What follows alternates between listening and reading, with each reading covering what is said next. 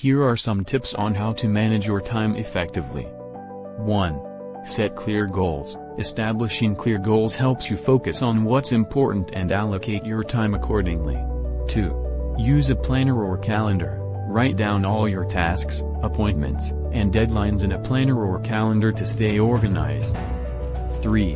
Prioritize tasks. Identify the most important and urgent tasks and tackle them first.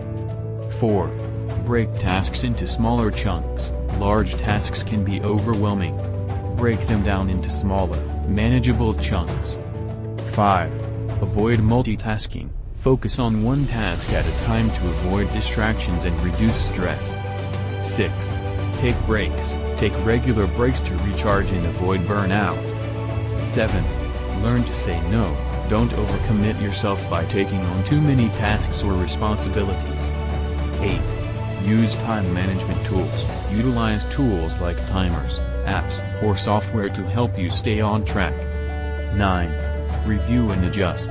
Regularly review your time management strategy and adjust as needed. 10. Avoid procrastination. Use techniques like the Pomodoro technique to overcome procrastination.